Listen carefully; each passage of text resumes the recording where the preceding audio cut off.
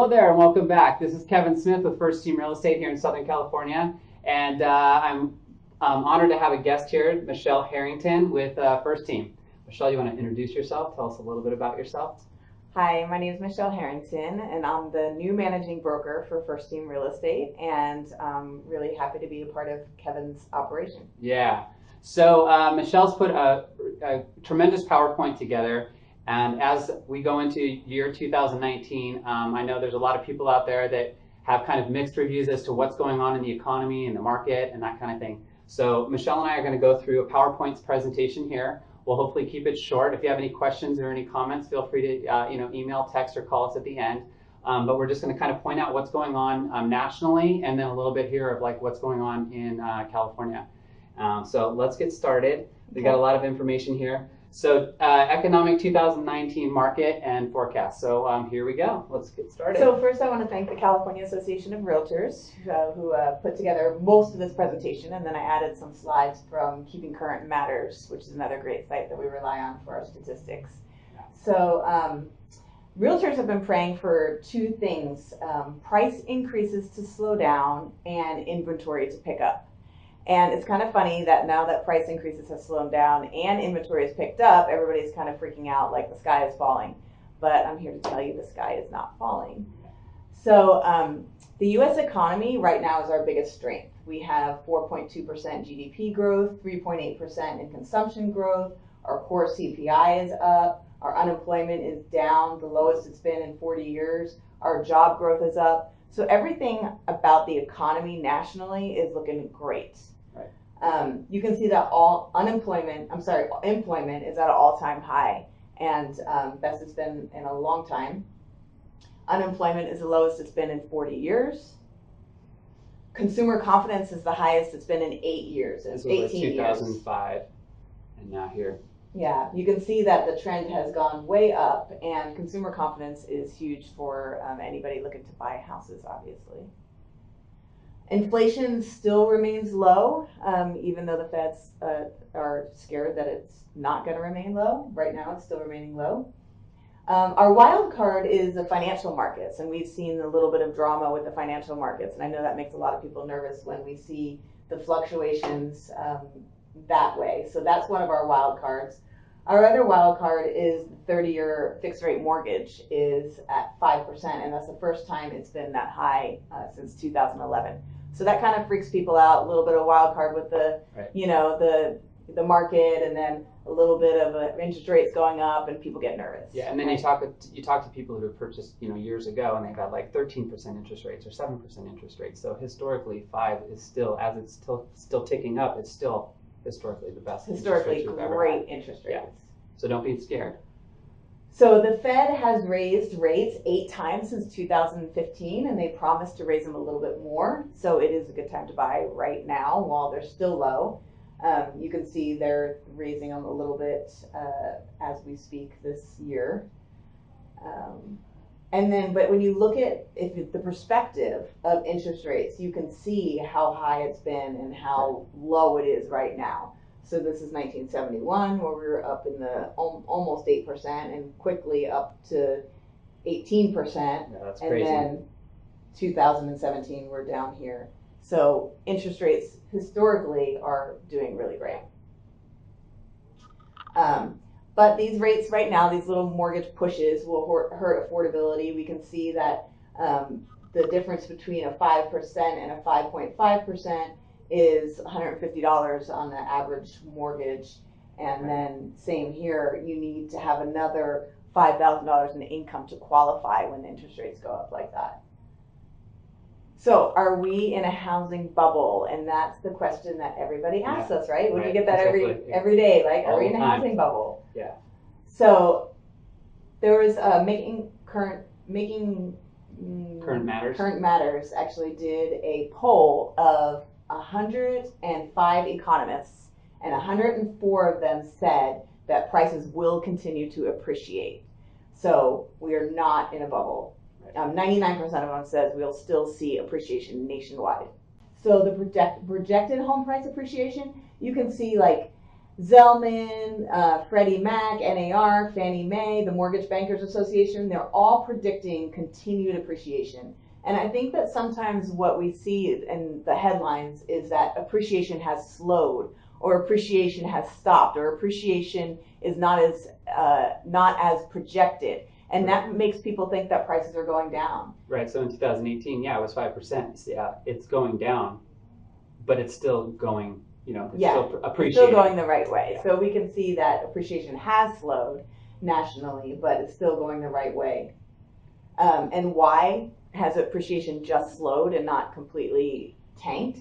And I think a big part of that is because of this. The median asking rent since 1988. You can see that when you look at charts like this that show if you bought a house back here, because rents and mortgages are usually very similar, you'd be paying this mortgage still, and you'd be close to getting that mortgage paid off.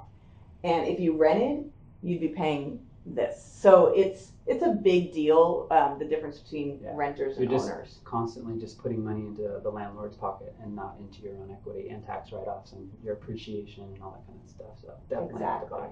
Exactly.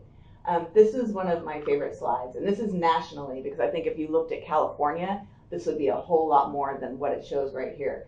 But you can see that a person average age of 65 that's a homeowner and a renter, the amount of equity and then just net worth that they have compared to the amount of net worth that a renter has. And this is what I think we're seeing with millennials and people that have been fighting the ownership and really wanting to be more mobile and be renters. They see that, how am I going to save for retirement, or how am I going to have a family, and how am I going to build net worth if I'm renting? So, okay, so California. You can see that we're off in the amount of sales that we have here in California. And this is one of those other things that you see in the headlines is sales are off by 2.1% year to date, or 4 months of year-to-year declines. That means the amount of houses that are selling, not the prices of houses that are selling. So as agents, we're going to suffer when we see the amount of houses we sell every year go down. We're not going to suffer so much when prices go up or down. Right. So this is more of an industry thing. Statewide home sales off 5.5% year over year. So this affects the brokerage business. We can see that price growth is slowing. So we're still appreciating statewide, even the state is still appreciating, but growth is slowing. Price gains starting to slow across the state. So it's right now, when you look at this, you're probably thinking, wow, it's probably a good time to sell and it's probably a good time to buy.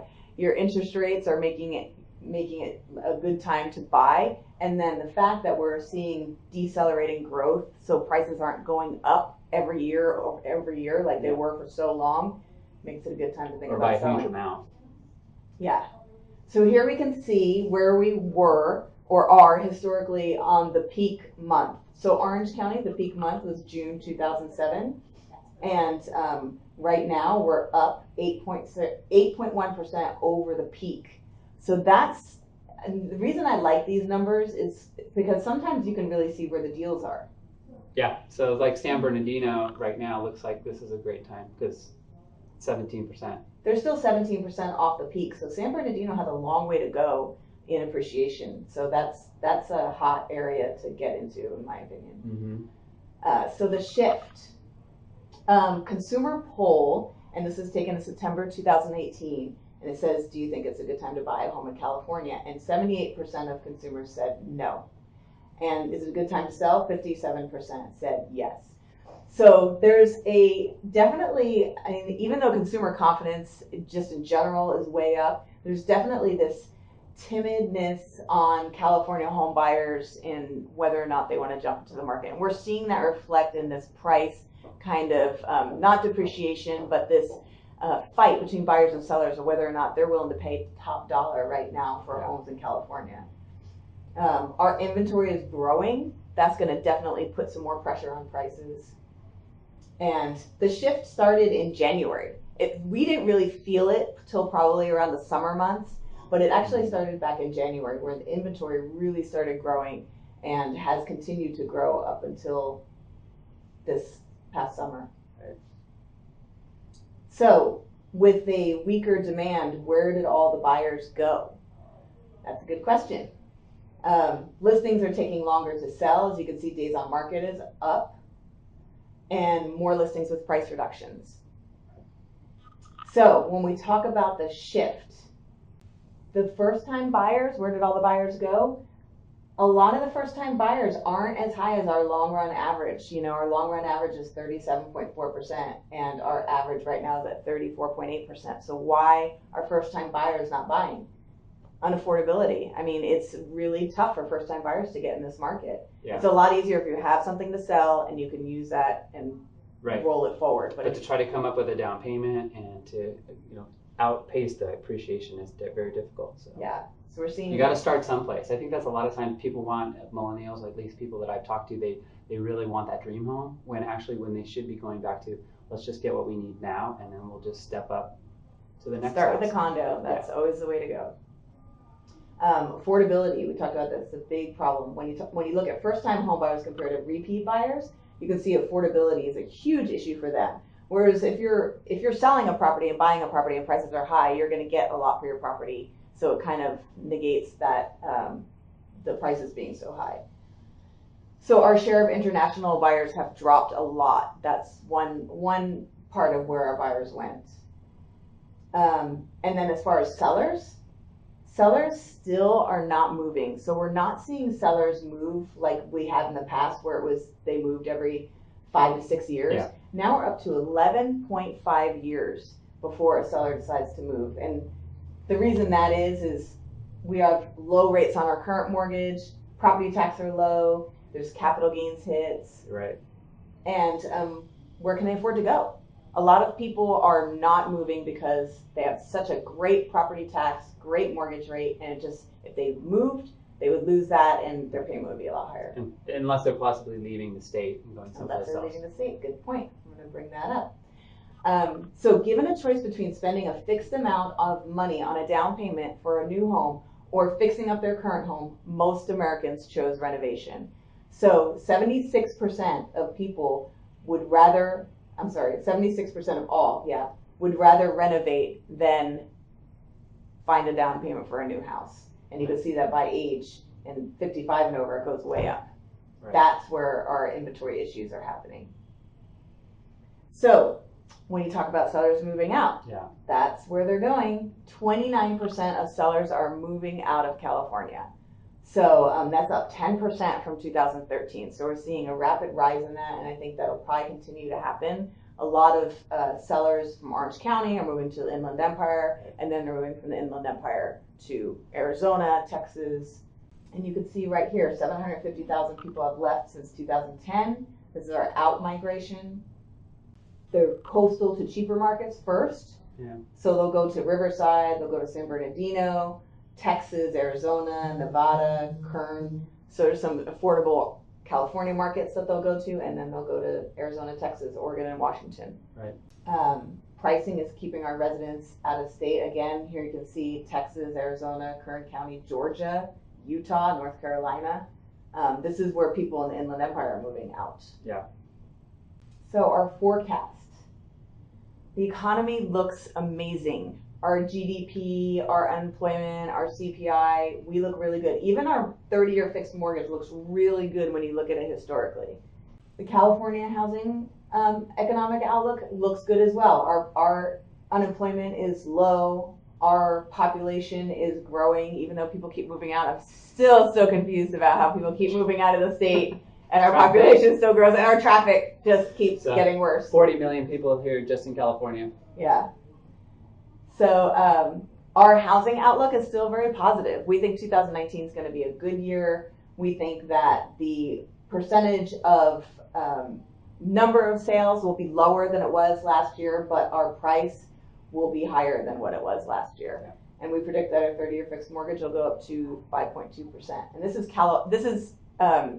California Association of Realtors predicting, by the way, not me. I'm not going to be on the hook for that. Come on. So that's it. That's our housing outlook for 2019, and I think it's going to be a great year. I think we're probably not going to see any significant slowing in prices or anything like that till 2020, 2021. That's Right. what most of the economists are saying. So we'll see. Well, if you have any questions, or feel free to reach out to us, and we look forward to seeing you next time. Thank you very much, Michelle. We appreciate it. Thank you, Kevin. And you guys have a great week. Take care. Bye-bye. Bye.